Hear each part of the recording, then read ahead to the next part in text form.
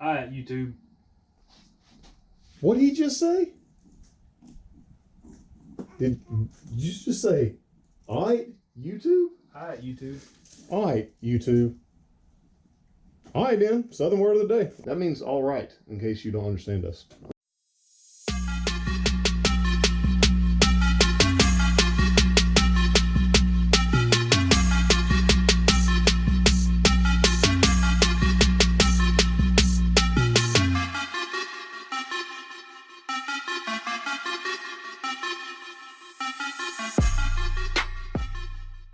So today I want to talk about two things. And we'll get to first things first. Every now and again, you will have a female that's gravid actually lay an egg before she does the rest of the clutch. And we had that happen this week. About 40 to 48 hours ago, we had a pastel chocolate female lay one egg. This is that one egg. That's a big old egg. That it is. And it candled good, so we're good to go. This is her today. Hey girl. As you can tell, she's finished laying the rest of her clutch. Alright, and it appears that all of these are good as well. We have 5 more plus the one that she laid earlier. So 6 total. And this girl is a pastel chocolate, possible het hypo, bred to a chocolate calico phoenix het hypo. So maybe we'll see if she actually proves het hypo for us. Pretty wild right there.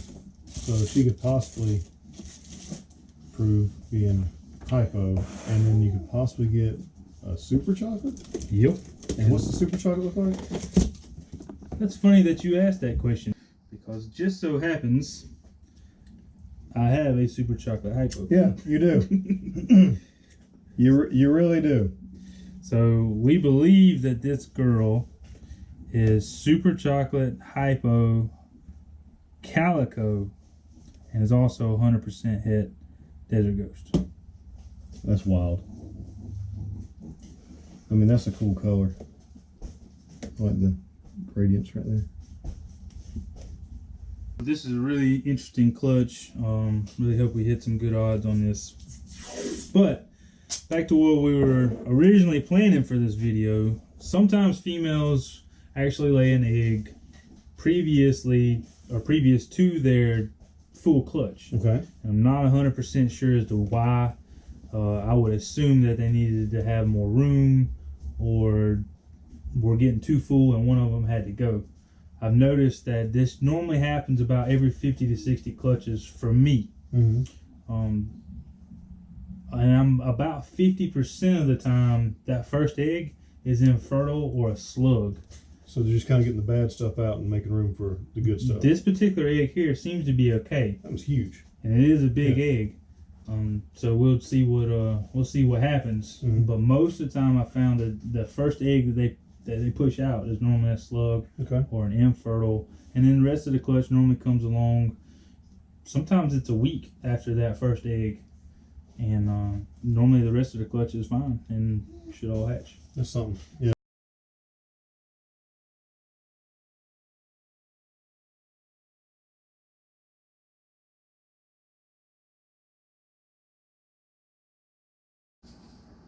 So the second thing that I want to talk about in this week's video is seller and customer etiquette. That's a very fine line, and a lot of people don't like to talk about it, and I think that it really needs to be addressed. We're going to do a couple of scenes here of things that you should do and things that you shouldn't do, both from customer and seller point of view. This is a fine line, and every situation is different, but this is just general guidelines that we can all use in the industry to help each other and try to understand each other a little bit more. Hey man, That morph market thing that we're always talking about. I think I found a snake on here I want. I think I'm gonna buy me a breeder female. What do you think? Let's see. Oh man, yeah. Let's ask them about this one. Yeah.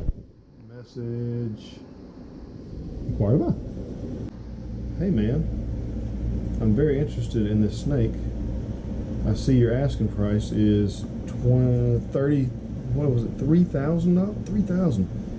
I wonder, what's the least you'll take for it? Send. So someone just messaged and $3,000 snake, and they're asking me what the least I will take for it. Well, my asking price is $3,000, and that's pretty much as low as I want to take on it. But if he's willing to pay it all up front, I guess I give him a little bit off, maybe 10%. So would be willing to give 10% off if paid in full and not payment plans. 10% off of $2,700 for the snake. I was thinking a little less than that. Would you take 2,000? Question mark. Send. I think this guy's thinking that 2,000. I'm not interested in taking a third off of the animal that I'm asking. I'm sorry, but I will decline your offer. Thank you. Decline my offer. This guy obviously just doesn't want my Okay, business. a couple of issues with that. First off, the customer asked, what's the least amount you will take? That's not proper etiquette. You shouldn't ask somebody what the minimum amount of money is that they will take for something because they've already expressed their price. You should start off with an offer. If you had offered straight off the bat $2,800, $2,700, maybe even $2,600 on a straight pay, non-payment plan, more than likely the seller would probably sell that animal to you unless it was something really, really special. So asking what your bottom line price is, or asking what your out the door price is actually, let me get somebody with some experience to answer this question on what he feels like that is about. What's up? I actually deal with this every day and what I do for my job. People come every day and try to negotiate. They don't understand what negotiating is. They come up to you and you have a $3,000 whatever. It could be this snake hook, a $3,000 snake hook, and they're going to go, hey, what's the least you'll take for this $3,000 snake hook? Or I see your asking price or something like that. This is a live animal we're talking about. I push metal all day, but the problem is why would you decrease the value of the thing that you're purchasing? There's no reason that you can't put a price on quality. They're coming up with little ways to price these wonderful animals out, or these wonderful products, according to what the market says it's worth. So it's insulting for me to have someone walk up to him and go, hey, that's a nice snake. I see you got it listed for $3,000. How about I give you $500 for it? I mean, that's insulting. You wouldn't want somebody doing that to you. Just think about what it is that you're asking a person, and if you were sitting in their shoes and you had something for sale, just think about it. You put time, effort. I mean, the amount of time you spent breeding it up, getting eggs, the electricity, the feeding it, getting it through its first few sheds, putting it on morph market or whatever it is you're doing. It's a lot of time and effort that goes into that. So just think about that before you go, what's the least you'll take for it? So the other point that was brought up was I'm allowed my customer to have a 10% discount off of the animal. They in return offered or made an offer of $2,000, which is a third off of the animal that I had priced. And honestly, that's just disrespectful. And we didn't get into payment plans and things because I already knew that if this customer was only willing to pay $2,000 for an animal that I had listed at $3,000, then honestly, I just didn't want to deal with the customer. So I politely responded with, "No, thank you for your offer." And that, as a seller, that's all we can really do. We can't really get into a conversation about why, because it's just difficult for people to understand that through a text or a message. Oh, look at that. This message just got, there's a phone number. Hey, what's up, man? Just leaving you a voicemail. This is Craig here, and I saw that you were selling this bamboo off of Morph Market. I'm very interested in it. I got some questions about pricing. It looks like you got it listed for about $3,500. All I've got on me is like $2,000. Give me a call back. My number should have popped up on your caller ID. Thanks. Voicemail. Okay.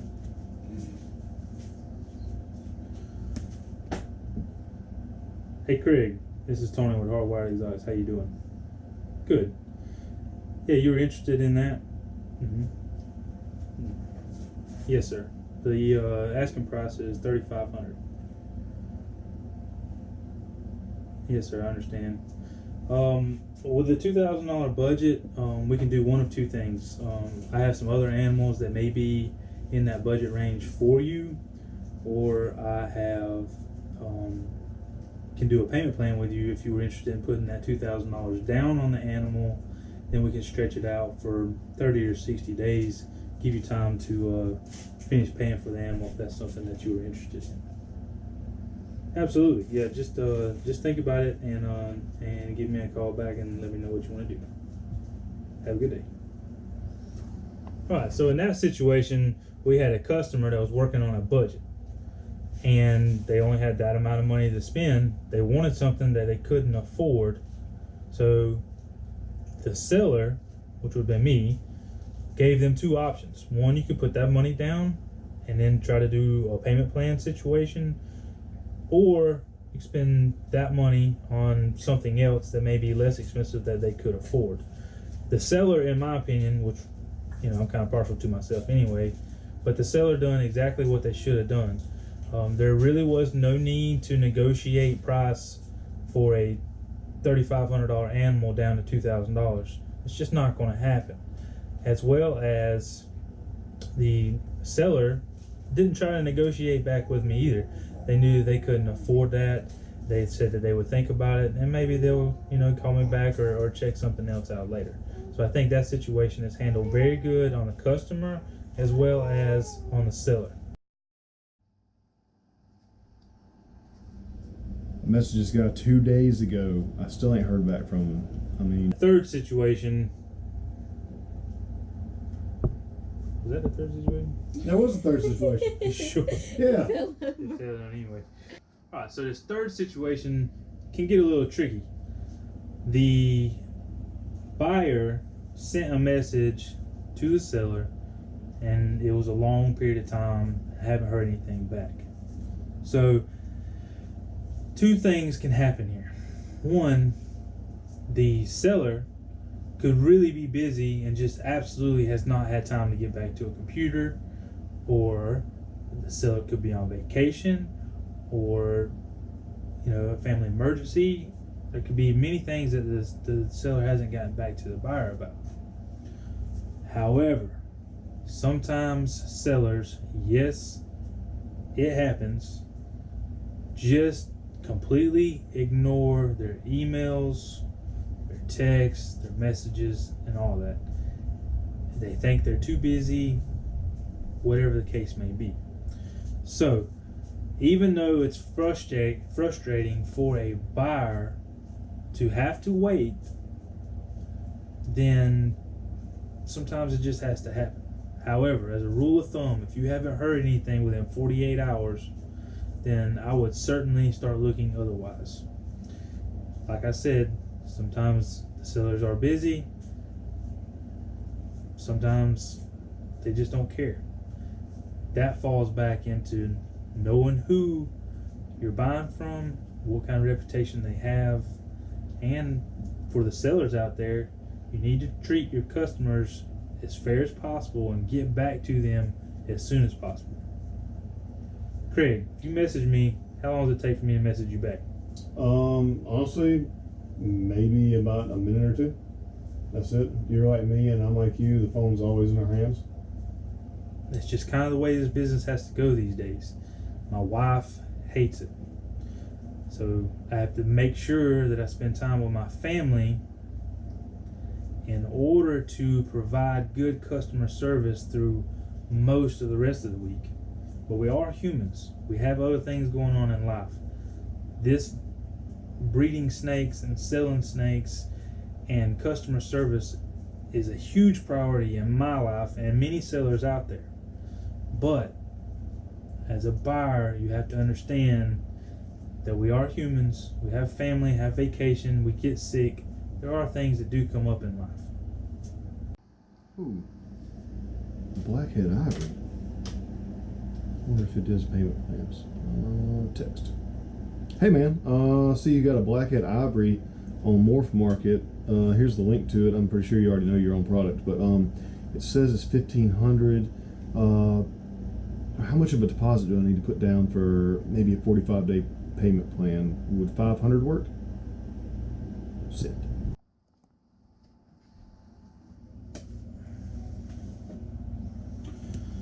Oh, blackhead ivory male. Yes, I have $1,500. Guy wants to do a 45-day payment plan on it and is interested in putting $500 down now, so that would leave $1,000 for him to pay off in 45 days. Sure, that works. $500 deposit. That will leave $1,000 remaining within 45 days. I typically do a weekly or a bi-weekly payments and make sure, yep, all good. So see if he's really interested in this should just be a short process. Sweet. Thanks, man. I appreciate it. Gorgeous animal. Text me over whichever Cash App that you prefer to use, and bi-weekly works fine for me. Look forward to working with you, and could you send me a few more pictures of the snake? So he wants to do that. That's cool. Here's my information. Just let me know when you send it. Yes, I will get you pictures as soon as possible. I am out with my family, but I will get them to you probably tomorrow morning, tomorrow evening at the latest.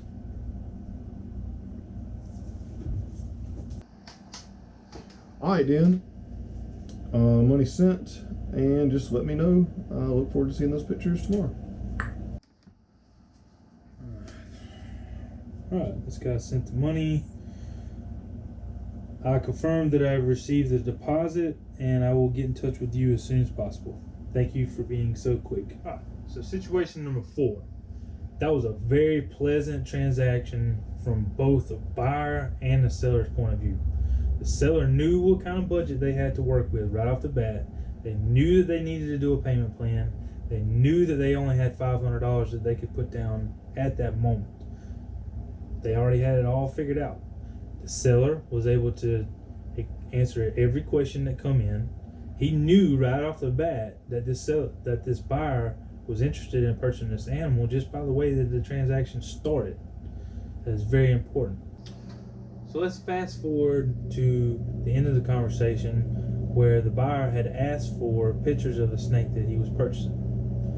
And the seller couldn't get those right away, whether he wasn't in a shop, wasn't home, out with his family, just something else was going on. But The seller told the buyer that he would get them as soon as possible, probably the next morning, at the latest that evening. It is a seller's responsibility to help cater to that customer by getting those pictures to them in a timely manner that they agreed upon or that they said. So this fifth situation, from a seller point of view, happens all the time, and unfortunately it's a very difficult situation for us to handle. So here it goes. Oh gosh. This guy has emailed for a week almost every day asking for pictures of probably a dozen animals. He's finally decided on one animal that he wants to purchase, wants to do a payment plan on it, and I've sent him an invoice for him to pay. Now he's sending me a message and says his girlfriend said that he can't have the animal. So I've spent probably 6 to 8 hours dealing with this guy for his girlfriend to say no. Really wish this guy would have asked his girlfriend or got all his stuff situated before he even messaged me, because I've taken time away from my family and my wife and my children to answer his questions, to take pictures, to do this and do that from him. And now I receive nothing in return because he chooses not to send any money because his girlfriend says no to his thing. Hey, what's up? So, in conclusion, just remember, when you're interested in purchasing something, always have your research figured out. If you're getting your money situations right, make sure that's good to go. Don't just constantly blow these people's emails, phones up if you're just looking. They say that in my industry all the time, just looking. Honestly, if your girlfriend is telling you not to buy something, don't buy it. Don't waste 4 hours of this man's time, 10 hours of somebody else's time. Hey, Tony, can I put a payment plan up on something? Heck no. Come on, you got a super normal over here. Nope. Come on, I want to, y'all guys, I'm getting the super normal. Just remember, in conclusion, don't be a poop face. Basically what we're getting at is we're just trying to let people remember that on the opposite end of this camera or the opposite end of that phone screen or the computer is a real person. So just remember, whatever perspective you are, a buyer or a seller, just remember that's a real person. Treat somebody like you would in real life. Thanks for watching our Daddy's channel. Make sure you subscribe.